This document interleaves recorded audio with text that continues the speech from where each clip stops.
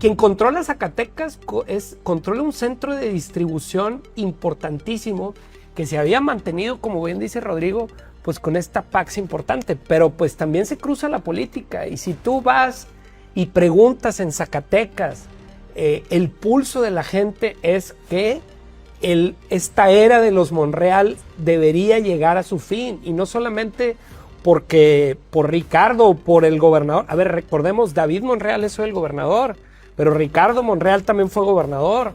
Hoy es el líder de la Cámara de Diputados para los morenistas. Saúl, su hermano, fue alcalde de Fresnillo.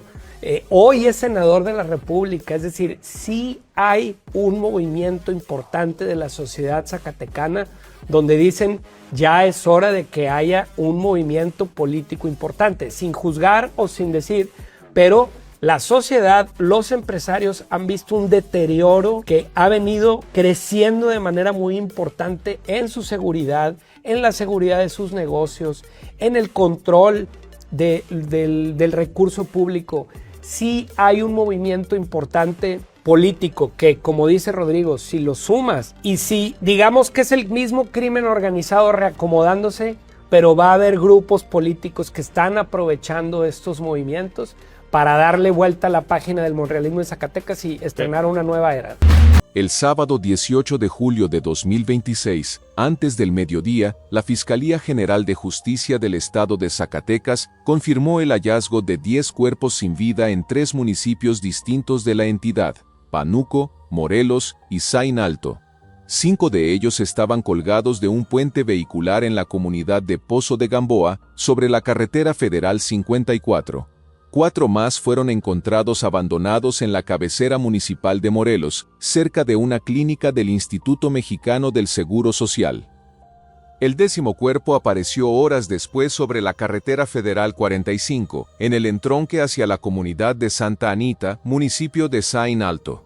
Ese último cadáver tenía nombre y cargo público: Ignacio Castrejón Valdés, empresario minero y de la construcción, expresidente municipal de Sombrerete por el Partido Acción Nacional, secuestrado la noche anterior y hallado con huellas de tortura. La Secretaría General de Gobierno del Estado, a cargo de Rodrigo Reyes Muguerza, informó esa misma tarde que las instituciones que integran la llamada Mesa Estatal de Construcción de Paz habían desplegado operativos para dar con los responsables. Para la noche del sábado, 9 de las 10 víctimas ya tenían nombre. 8 eran originarias de Zacatecas, 1 de Durango, y la identidad de la 10ª permanecía pendiente. Entre los identificados, además de Castrejón Valdés, estaban Fidel Alvarado de la Torre, secretario de Desarrollo Social del municipio de Fresnillo, y Jesús Gerardo Muñetón Hernández, bombero del mismo ayuntamiento.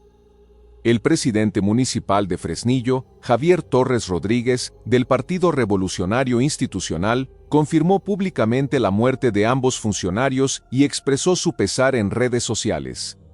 La lista se completó con nombres que tejían, sin que nadie lo hubiera dicho todavía en voz alta, un mapa de intereses económicos concretos en la región norte del estado: Armando Ledesma Aguirre y su hijo José Armando Ledesma Campos, propietarios de Pipas Ledesma, dedicados al transporte de agua y al suministro de combustibles; Fernando Robles de la Torre, de la constructora Robles Hermanos, con participación en licitaciones de obra pública; Jesús Daniel Rivera Sandoval, director de una empresa dedicada al montaje de espectáculos masivos y ferias patronales; Juan Carlos Berumen Guerrero, propietario de un negocio de vida nocturna en Fresnillo que las autoridades cateraron después como punto de encuentro previo al crimen; José Ángel Valdés Rivera, productor agropecuario y dirigente ganadero de Jiménez del Teul; y Andrés Vázquez Gurrola, el único de origen duranguense. Ninguno de ellos tenía antecedentes penales registrados. Todos, según determinaría la Fiscalía en los días siguientes, tenían algo más en común de lo que un primer vistazo permitía sospechar. El gobernador David Monreal Ávila habló públicamente por primera vez el domingo 20 de julio, en la conferencia semanal conocida como La Informativa. No fue una comparecencia improvisada. Fue un mensaje construido con cuidado, en el que combinó el pésame con la promesa y la promesa con la advertencia. Quien haya ordenado o quienes hayan ordenado y realizado esta barbarie pagarán por ello. Habrá justicia, no impunidad, como lo hemos hecho ya en otros casos, declaró. Insistió en que el proceso de pacificación que su gobierno dice haber emprendido hace 5 años es irreversible y que Zacatecas no regresará a lo que llamó la larga noche oscura de las administraciones anteriores, cuando el Estado llegó a registrar cerca de 2.000 homicidios dolosos al año. Anunció además el refuerzo de la seguridad en la zona norte con más de 400 elementos del Ejército Mexicano, la Guardia Nacional y las corporaciones estatales. Y ordenó que la Fiscalía informara periódicamente sobre los avances. Ese mismo domingo, la Fiscalía adelantó 3 líneas de investigación que, leídas en conjunto, apuntaban a algo más complejo que un ajuste de cuentas entre grupos rivales, una posible colusión de servidores públicos, una red de extorsión contra sectores productivos y la hipótesis de que las víctimas hubieran sido citadas a una reunión previa a su desaparición. Esa tercera línea resultaría, con el paso de los días, la más determinante. El titular de la Fiscalía General de Justicia del Estado, Cristian Paul Camacho Oznaya, revelaría más adelante que el equipo de investigación de la Fiscalía Especializada en Combate de Alto Impacto contaba con datos suficientes para establecer que 8 de las 10 víctimas habían sido citadas a un encuentro con sus agresores, a quienes conocían o con quienes mantenían comunicación directa. No se trataba, entonces, de 10 desconocidos capturados al azar. Se trataba de 10 hombres que acudieron, bajo algún tipo de convocatoria, a una cita que terminó siendo su ejecución. Los dictámenes médico-legales, presentados por el propio Camacho Oznaya, precisaron que 8 de las víctimas murieron por asfixia mediante estrangulamiento y 2 por impacto de proyectil de arma de fuego, cuyos elementos balísticos fueron sometidos a análisis de confronta científica para determinar su posible participación en otros hechos delictivos. El fiscal reveló, además, que al menos 2 de los fallecidos formaban parte activa, y no como víctimas incidentales, de una red de extorsión que operaba contra empresarios de la construcción y la minería en la región. La cifra de 7 víctimas con algún vínculo laboral, comercial o institucional con el Ayuntamiento de Fresnillo, gobernado por el PRI, comenzó a circular en los reportes oficiales como el dato que explicaba, más que cualquier otro, ¿por qué el multihomicidio no podía leerse como un episodio aislado de violencia criminal, sino como la fractura visible de un entramado de protección, cobro de piso y silencio que involucraba, de un modo u otro, a la administración municipal? El fiscal Camacho Oznaya no presentó ese esquema de extorsión como una novedad surgida el 18 de julio, lo describió como un patrón con historia. En septiembre de 2025, denuncias ventiladas ya en medios de comunicación habían revelado un esquema de cobro contra empresarios de la construcción en Zacatecas mediante el incremento injustificado del precio de materiales pétreos y de su transporte. La Mesa Estatal de Construcción de Paz reaccionó entonces con 4 cateos, 2 en oficinas y 2 en patios de materiales, pero no hubo denuncia formal de las víctimas y el esquema pareció detenerse. Resurgió en junio de 2026, cuando la Fiscalía obtuvo y ejecutó, en menos de 48 horas, una orden de aprehensión contra Guillermo N., alias El Monumento, quien se hacía pasar por líder de un gremio de sindicatos unidos y fue vinculado a proceso por extorsión agravada. Para el fiscal, El Monumento es una pieza clave de la estructura que, semanas más tarde, terminaría con 10 hombres ejecutados. El municipio de Fresnillo, precisó Camacho Oznaya, encabeza las estadísticas estatales de extorsión con 218 carpetas de investigación abiertas. El vínculo entre las víctimas y el aparato municipal de Fresnillo no era genérico ni circunstancial. El fiscal detalló que Fidel Alvarado de la Torre, secretario de Desarrollo Social, era el funcionario responsable de la revisión de obras, la gestión de permisos, el enlace directo con los empresarios de la construcción y la organización de la Feria Nacional de Fresnillo. Uno de los eventos que también dependía comercialmente de otra de las víctimas, Jesús Daniel Rivera Sandoval, empresario del entretenimiento. El ganadero José Ángel Valdés Rivera, de Jiménez del Teúl, se vinculaba al esquema precisamente a través de su relación con Alvarado de la Torre, a quien ayudaba en la organización de esa misma feria. Camacho Osnaya explicó que empresarios de la construcción, propietarios de bares y el propio exalcalde de Sombrerete mantenían, todos, un vínculo estrecho con ese único funcionario municipal. Fresnillo no era, en la reconstrucción de la Fiscalía, un municipio más entre los 38 de Zacatecas. Era el nodo donde convergían los negocios, los permisos y, finalmente, los verdugos. Con apoyo de la Unidad de Inteligencia Financiera y de la Unidad de Inteligencia Patrimonial y Económica, la Fiscalía puso bajo revisión 14 cuentas bancarias de personas físicas y morales vinculadas al esquema. Para el 24 de julio, 9 de ellas ya habían sido congeladas. La cifra de líneas telefónicas intervenidas llegaría, para el cierre de julio, a 20, y los dispositivos electrónicos analizados, extraídos de 5 inmuebles cateados, superaban los 30. El presidente municipal de Fresnillo fue citado a declarar como testigo.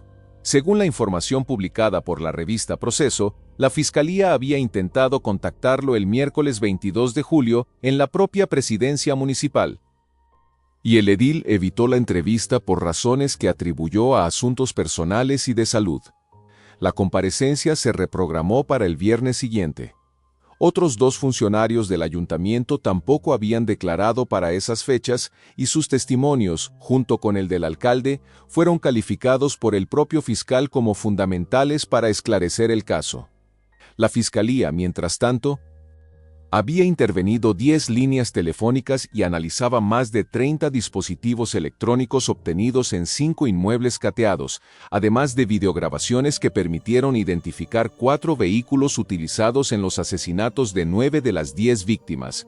Hasta ese punto, la secuencia de hechos, hallazgo, identificación, líneas de investigación, extorsión, colusión municipal, tenía la consistencia de un expediente que avanzaba. Lo que ocurrió después introdujo una variable distinta, la disputa por el relato. Alrededor del 20 y 21 de julio, un video comenzó a circular en redes sociales. En la grabación aparece un grupo de hombres armados y con el rostro cubierto, de pie frente a una manta con las siglas del Cártel de Sinaloa y una referencia explícita a la facción de los Mayos. Un vocero, hablando a nombre del grupo, se identifica como integrante de la organización conocida como CDSMF, Cártel de Sinaloa, Mayito Flaco, en alusión a un hijo de Ismael, el Mayo Zambada, y se atribuye el asesinato de las 10 personas encontradas días antes. El mensaje no se limita a reivindicar el crimen, se dirige directamente al gobernador. Le exige que cumpla y respete los acuerdos que, según la grabación, mantiene su gabinete con la organización y advierte que las víctimas fueron ejecutadas por colaborar con un grupo rival, no por ser inocentes. El video incluye, además, una amenaza explícita contra el gobernador y su familia en caso de incumplimiento. La respuesta oficial llegó en etapas y cada etapa contradijo, en algún punto, a la anterior. La primera reacción fue del secretario de Seguridad Pública del Estado, el general Arturo Medina Mayoral, quien el 21 de julio, en conferencia de prensa, calificó el material de tener tintes políticos y no criminales. Fue enfático, dijo que asumía la responsabilidad personal de esa afirmación. Un día después, el 22 de julio, Medina Mayoral y el secretario general de Gobierno, Rodrigo Reyes Muguerza, ofrecieron una segunda versión más elaborada. Reyes Muguerza describió el video como un montaje mal hecho, con voces sobrepuestas, y dijo que el Centro Nacional de Inteligencia había identificado como fuente una página de Facebook con antecedentes de difundir información falsa sobre otros temas. Para nosotros es un video claramente montado, afirmó. Y llamó a la población zacatecana a no caer en lo que llamó engaños deliberados. Medina Mayoral fue más allá y describió el material como propaganda mal hecha, con la intención de generar miedo e inestabilidad, y remató con una frase que buscaba cerrar el tema de raíz. El único pacto que tiene el gobierno de David Monreal es con la sociedad, dijo, y con nadie más. 2 días más tarde, el 24 de julio, el fiscal Camacho Osnaya ofreció una tercera explicación sobre el origen del video. Y esa tercera explicación no coincidía con la segunda. Según el fiscal, los datos técnicos indicaban que el material provenía de páginas asociadas al Cártel Jalisco Nueva Generación, un grupo rival al que las autoridades investigaban, y no de una página de desinformación genérica, como había sostenido 2 días antes el secretario general de Gobierno. Camacho Osnaya insistió en que ningún video detendría las investigaciones y pidió a la ciudadanía verificar las fuentes antes de compartir contenido en redes, citando como ejemplo de buena práctica a una periodista local. Aclaró que no buscaba limitar la libertad de expresión, sino apelar a la responsabilidad informativa. El 27 de julio, ya en la conferencia matutina presidencial, la presidenta Claudia Sheinbaum Pardo ofreció una cuarta versión sobre la naturaleza del video.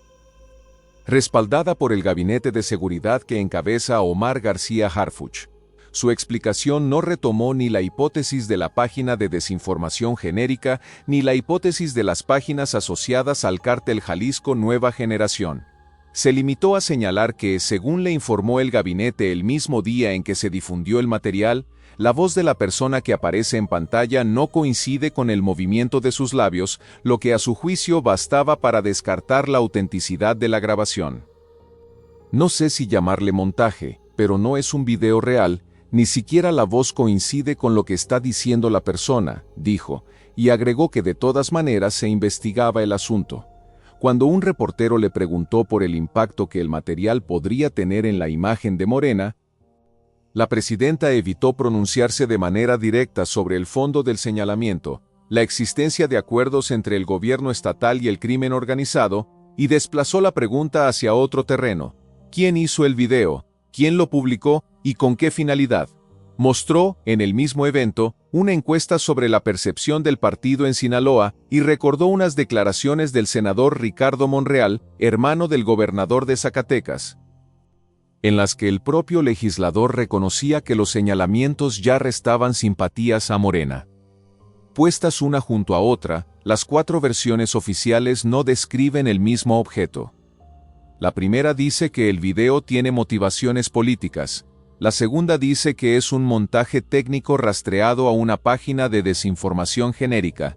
La tercera dice que en realidad proviene de un cártel rival, el de Jalisco Nueva Generación, y no de una operación de desinformación sin adscripción criminal. La cuarta, la de mayor autoridad institucional, no menciona ni la página de desinformación ni al cártel Jalisco Nueva Generación y reduce toda la discusión técnica a un desajuste entre el audio y el movimiento de los labios del hombre que aparece hablando. En ningún momento, en las 4 versiones sucesivas, las autoridades ofrecieron un peritaje forense público, verificable por terceros, que sostuviera de manera inequívoca alguna de las hipótesis. Se anunció un análisis forense el 22 de julio. Para el cierre de ese mes, ese peritaje no había sido presentado con resultados concluyentes ante la opinión pública y la explicación oficial ya había cambiado, sin reconocerlo como cambio 3 veces. Lo que no cambió, en cambio, fue el rechazo categórico a la existencia de cualquier pacto.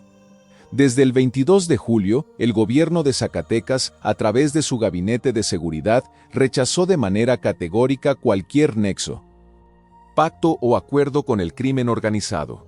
La presidenta Sheinbaum utilizó el 27 de julio una fórmula semejante. No solapamos a nadie, no cubrimos a nadie, dijo, en referencia a la posibilidad de que funcionarios estatales o municipales sostuvieran vínculos con las organizaciones criminales que operan en la entidad.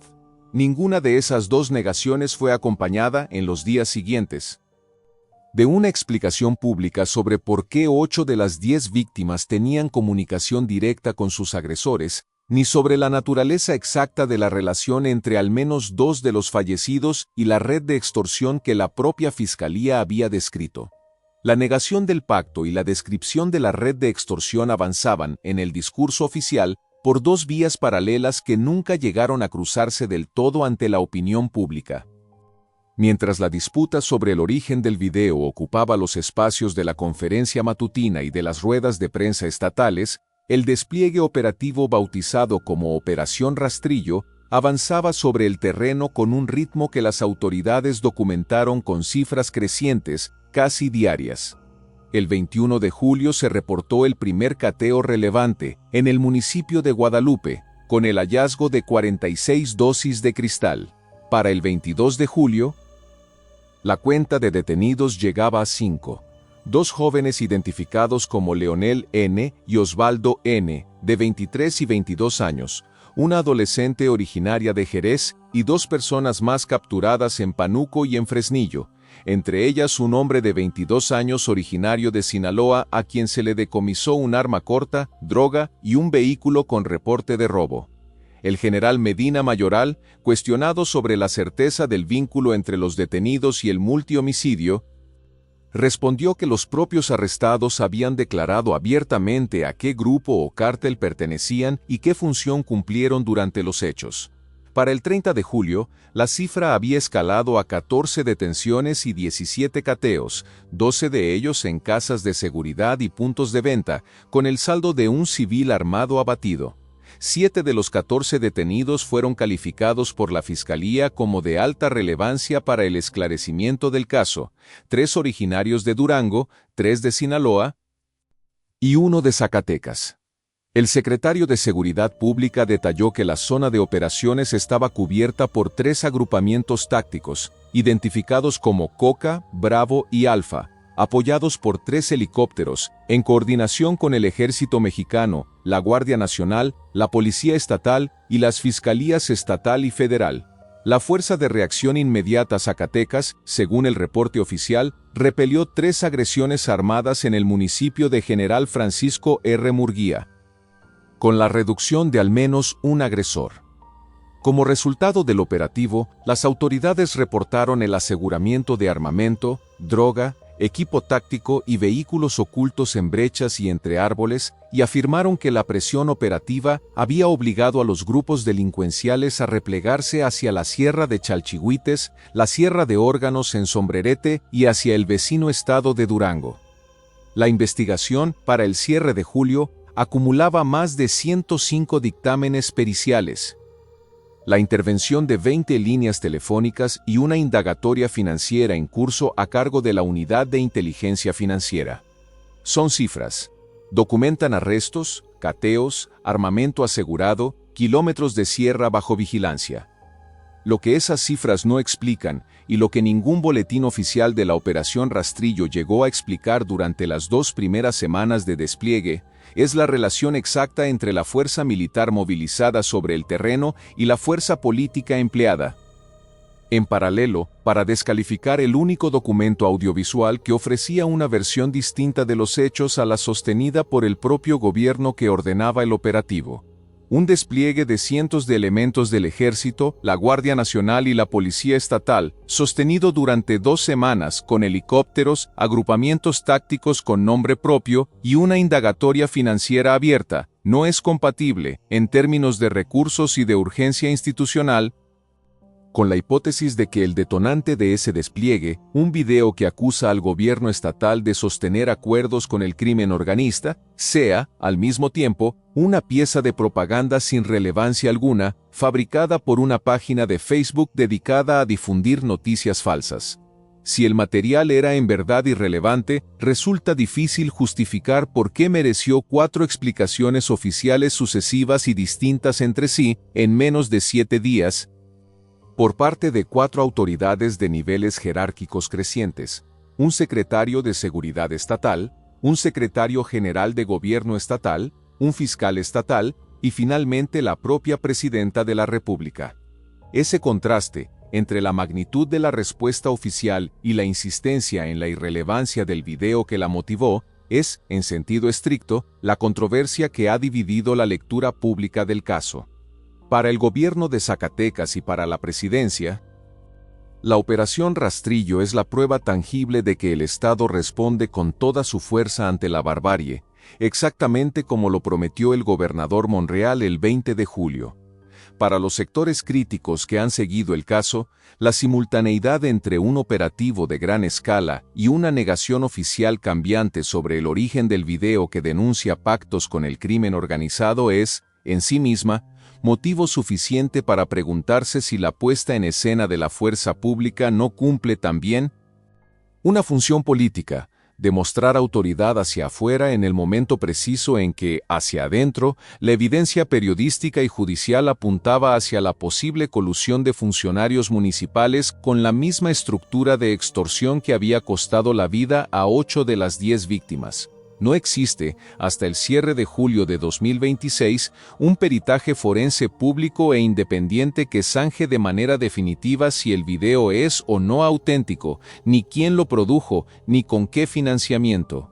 Existen, en cambio, 4 explicaciones oficiales incompatibles entre sí. Una investigación de extorsión que sí ha sido documentada con cifras verificables, cateos, dispositivos electrónicos, líneas telefónicas intervenidas y un alcalde municipal que evitó, al menos en una primera ocasión, comparecer ante la fiscalía que investigaba a 2 de sus propios funcionarios asesinados. Esa combinación de elementos no permite, por sí sola, afirmar que el gobierno de Zacatecas sostenga pactos con el crimen organizado. Tampoco permite descartarlo con la contundencia con la que lo ha hecho, en 4 tonos distintos, la autoridad. El caso de Zacatecas no ocurre en el vacío, ocurre en un momento en que otro gobernador emanado del mismo partido, Morena, atraviesa una crisis de naturaleza distinta pero de intensidad comparable, a menos de 300 kilómetros de distancia, en el estado vecino de Sinaloa. El 29 de abril de 2026, el Departamento de Justicia de Estados Unidos, a través de la Fiscalía del Distrito Sur de Nueva York, presentó una acusación formal contra el entonces gobernador en funciones de Sinaloa, Rubén Rocha Moya, y contra otros 9 funcionarios y exfuncionarios de su administración. Los cargos, firmados por los fiscales federales Hay Clayton y Terrence C. Cole, incluyen asociación delictuosa para la importación de fentanilo, heroína, cocaína y metanfetamina, así como posesión y conspiración para poseer ametralladoras y dispositivos destructivos. La acusación sostiene que Rocha Moya mantuvo desde aproximadamente 2012 una colaboración sistemática con la facción del cártel de Sinaloa conocida como Los Chapitos, encabezada por los hijos de Joaquín El Chapo Guzmán, a cambio de sobornos y de apoyo político. Entre los coacusados figuran el senador Enrique Insunza Casares y el excomandante Juan Valenzuela Millán. Este último vinculado por la Fiscalía estadounidense a secuestros y homicidios de informantes. Rocha Moya rechazó los cargos de manera pública e inmediata. En un mensaje difundido en su cuenta de la red social X, escribió que rechazaba categórica y absolutamente las imputaciones formuladas en su contra por carecer, según él, de veracidad y fundamento, y enmarcó el proceso como un ataque no solo a su persona, sino al movimiento político al que pertenece. La noche del viernes 1 de mayo de 2026, solicitó licencia temporal al cargo. El Congreso de Sinaloa aprobó la solicitud al día siguiente, por mayoría de 33 votos a favor, 3 en contra y 2 abstenciones, y designó como gobernadora interina a Geraldine Bonilla Valverde, quien hasta ese momento se desempeñaba como secretaria general de gobierno del estado y se convirtió así en la primera mujer en encabezar el poder ejecutivo sinaloense. La Constitución local no fija un plazo máximo para la licencia, y para el 31 de julio de 2026, 13 días después del multihomicidio de Zacatecas, Rocha Moya no había regresado al cargo ni presentado renuncia formal. El 9 de julio había reaparecido brevemente en un video para confirmar que compareció ante la Fiscalía General de la República, y el 14 de julio la propia presidenta Sheinbaum descartó un retorno próximo del gobernador con licencia. No existe, en la documentación disponible hasta ahora, un vínculo personal o directo entre Rubén Rocha Moya y el multihomicidio de Zacatecas. La relación entre ambos casos es de otro orden. La facción del cártel de Sinaloa que, según el video difundido el 20 de julio, se atribuye la matanza de Fresnillo y Sombrerete se identifica como CDSMF, ligada a los Mayos, es decir, a la corriente leal al histórico capo Ismael El Mayo Zambada. Esa facción es, precisamente, la rival directa de los Chapitos. El grupo con el que la Fiscalía neoyorquina acusa a Rocha Moya de haber pactado protección institucional. Dos gobernadores del mismo partido, en dos estados colindantes del norte del país, aparecen así, en el curso de apenas 3 meses, señalados por su relación presunta en un caso, denunciada en un video de autenticidad disputada en el otro, con las dos facciones enfrentadas de la misma organización criminal.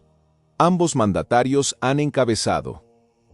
Según distintas mediciones de opinión pública citadas por la propia presidenta Sheinbaum el 27 de julio, algunas de las evaluaciones más bajas entre los gobernadores del país, y ambos casos han obligado a la presidencia de la República a sostener, en paralelo, dos versiones de una misma defensa, que no existen pactos, que las acusaciones carecen de fundamento suficiente y que corresponde a las instituciones, la Fiscalía General de la República en el caso de Sinaloa, la Fiscalía Estatal en el caso de Zacatecas, determinar la verdad.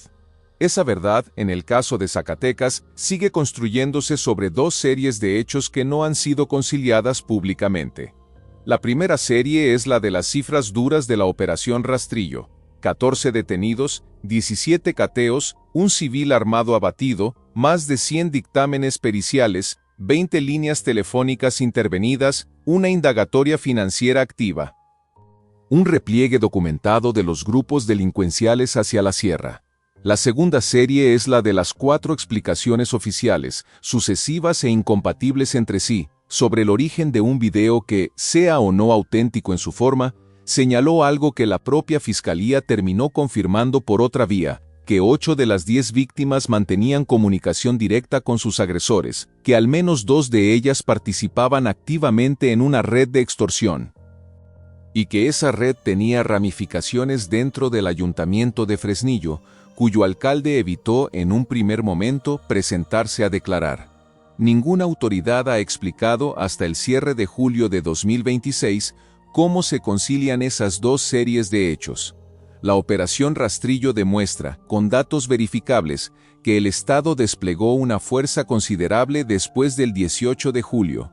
Las 4 versiones oficiales sobre el video demuestran, con la misma solidez documental, que ese mismo Estado no logró sostener durante una semana una explicación estable sobre el origen de la principal denuncia pública de colusión que enfrentó. Quien decida cuál de las dos series de hechos pesa más en la valoración final de este caso, la fuerza desplegada o la narrativa que no logró estabilizarse, tendrá que hacerlo por ahora sin el peritaje forense que las propias autoridades prometieron desde el 22 de julio y que, transcurridas más de 2 semanas, la opinión pública zacatecana todavía no ha visto. Hay, sin embargo, un detalle que no aparece en ninguno de los boletines de la Operación Rastrillo y que sí aparece de manera reiterada en la reconstrucción judicial del multihomicidio, el nombre con el que las víctimas se referían a quienes las citaron a la reunión que precedió a su muerte. No los llamaban sicarios, ni pistoleros, ni delincuentes, los llamaban los señores. Es la palabra que, según el propio fiscal Camacho Osnaya, emplean los expedientes y los testimonios recabados para describir a los hombres con quienes 8 de las 10 víctimas tenían comunicación directa antes de ser secuestradas. El término no es menor. Describe una relación de trato cotidiano, casi administrativo, entre empresarios de la construcción, funcionarios municipales y una estructura criminal que, en la región norte de Zacatecas, no operaba como una amenaza externa a la vida productiva del municipio, sino como una instancia con la que había que negociar, a la que había que rendir cuentas y en algún momento, a la que se dejó de pagar o de obedecer. Esa es, en el fondo, la pregunta que ni la Operación Rastrillo ni las 4 versiones sucesivas sobre el video han respondido de manera satisfactoria. ¿Quiénes eran exactamente los señores para el gobierno del Estado antes del 18 de julio de 2026? Si el gobierno de David Monreal desconocía por completo la existencia de una red de extorsión que, según su propia fiscalía, operaba desde septiembre de 2025 con conocimiento público suficiente como para generar denuncias en medios de comunicación y 4 cateos oficiales, entonces la afirmación de que Zacatecas atraviesa un proceso de pacificación irreversible tendría que revisarse a la luz de una estructura de cobro de piso que sobrevivió sin denuncia formal durante casi un año completo dentro del municipio más poblado del estado. Si, por el contrario, el gobierno tenía conocimiento de esa red y decidió no perseguirla con la fuerza con la que persiguió después al video que la denunciaba públicamente, la pregunta deja de ser sobre pacificación y se convierte en una pregunta sobre prioridades. Nada de esto ha sido resuelto por una autoridad judicial independiente del propio gobierno del estado. La Fiscalía General de Justicia de Zacatecas depende, en última instancia, del mismo Poder Ejecutivo que encabeza David Monreal Ávila, y que a través de su secretario de Seguridad Pública y de su secretario general de Gobierno, fue la primera instancia en calificar de montaje el video que denunciaba pactos con el crimen organizado, antes incluso de que existiera un peritaje forense público que lo confirmara. La Fiscalía General de la República, que según el propio secretario general de Gobierno zacatecano, no ha encontrado oposición del Ejecutivo Estatal para atraer la investigación, tampoco ha anunciado, hasta el cierre de julio, haber asumido el caso de manera formal. La Unidad de Inteligencia Financiera sí ha actuado, con el congelamiento de cuentas y el rastreo de 14 cuentas bancarias, en un terreno donde la evidencia documental, transferencias, contratos, permisos de obra pública, es, por su naturaleza, más difícil de calificar de montaje que un archivo de video circulado en redes sociales. Ese contraste entre lo que puede negarse con una declaración en conferencia de prensa y lo que no puede negarse con la misma facilidad, una cuenta bancaria congelada, un dictamen pericial, una carpeta de investigación con 218 expedientes de extorsión abiertos solo en Fresnillo, es, al final, la pieza que permite ordenar el resto del rompecabezas. El gobierno de Zacatecas ha sido consistente, palabra por palabra, en la negación de cualquier pacto con el crimen organizado.